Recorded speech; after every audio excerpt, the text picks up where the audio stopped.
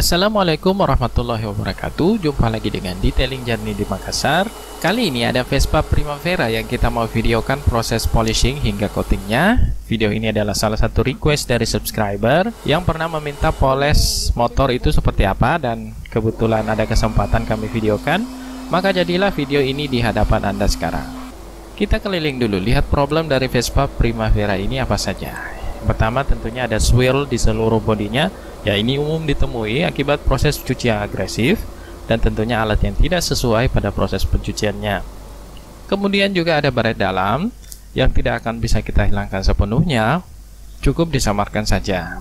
Ya, coating itu sebenarnya bagi saya bukan menjadikan kendaraan jadi sempurna, tapi menjadikannya jauh lebih baik dari sebelum coating.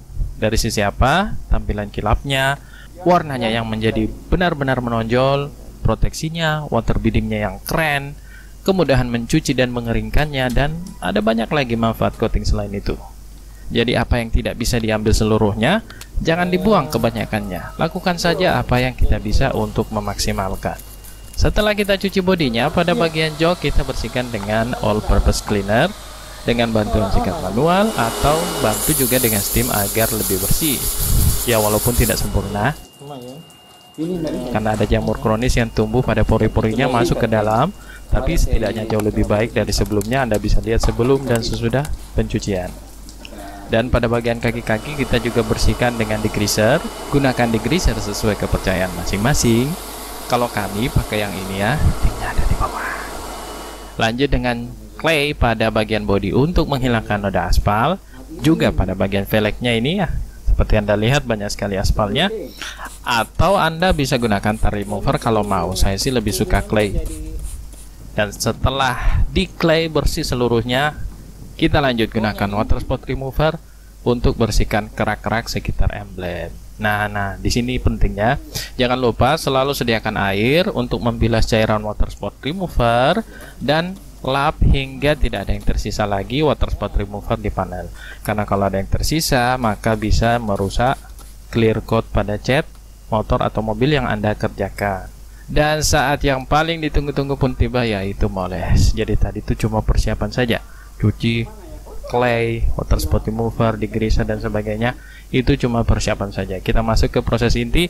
Proses yang paling saya sukai adalah proses poles.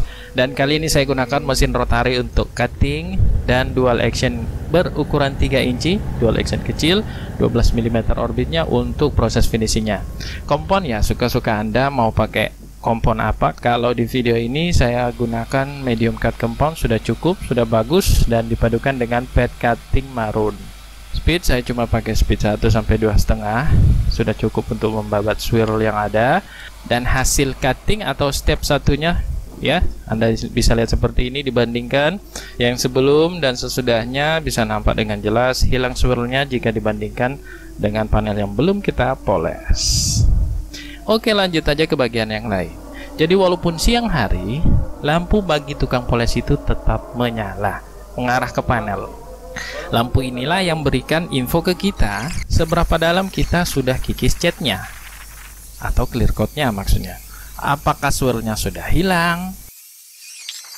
Apakah perlu diulang lagi? Misalnya pada kasus ini kita sudah poles 1 kali dan masih ada baret tipis yang sebenarnya kita bisa hilangkan dengan tambahkan 1 step poles lagi. Ya, kita ulang lagi dan akhirnya sebenarnya baretnya pun bisa hilang. Dan yang membantu kita untuk melihat baret tipis itu adalah lampu. Bisa Anda lihat ya, nampak bedanya setelah dan sebelum poles dengan bantuan lampu.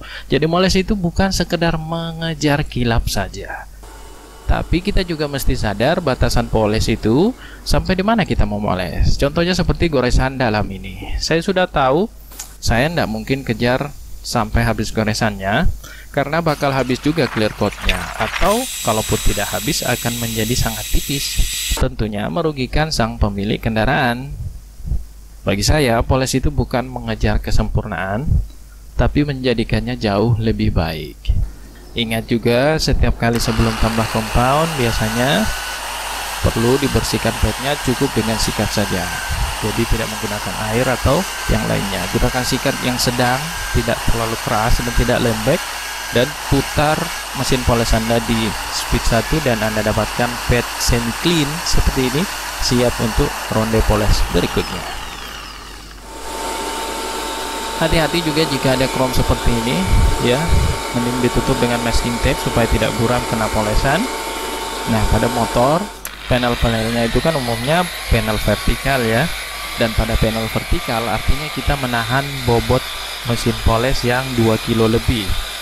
Jadi pegang mesin poles pada posisi vertikal itu santai saja ya. Saya tidak menekan mesinnya ke panel, biarkan torsi mesin poles bekerja sebagaimana mestinya, dan supaya tidak terasa berat mesin polesnya jika bekerja di panel vertikal seperti ini, pegang bagian perutnya, jangan pegang bagian kepala, karena pasti berat kalau Anda pegang bagian kepalanya seperti ini. Untuk bagian tersembunyi seperti ini, kita tambahkan extender pada mesin rotari. Saya pindahkan tangan kiri sedikit naik ke atas untuk mendapatkan kontrol mesin yang lebih baik pada area sempit. Satu hal yang perlu diingat adalah pada waktu mengelap residu kompon, itu lapnya tidak perlu ditekan karena Anda tidak sedang mencuci piring. Cukup ditempel pada permukaan panel dan lewat-lewatkan saja. Tentunya dengan microfiber yang bagus, maka residu kompon sudah terhapus dengan mudah. Jika kompon susah terhapus atau melengket pada panel, berarti ada yang perlu diperbaiki pada proses poles Anda.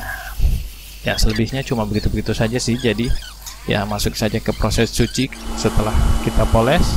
Cuci yang kedua ini gunanya untuk merontokkan debu-debu kompon yang melekat pada panel. Setelah cuci, kita lanjutkan dengan wipe down dengan IPA isopropyl alkohol secara menyeluruh. Gunanya IPA ini adalah untuk persiapan coating, jadi paint preparation, supaya kita betul-betul yakin tidak ada lagi residu kompon yang tertinggal di panel. Karena kalau ada residu kompon yang tertinggal di panel, artinya akan menghalangi bonding atau merekatnya dengan kuat coating ke panel.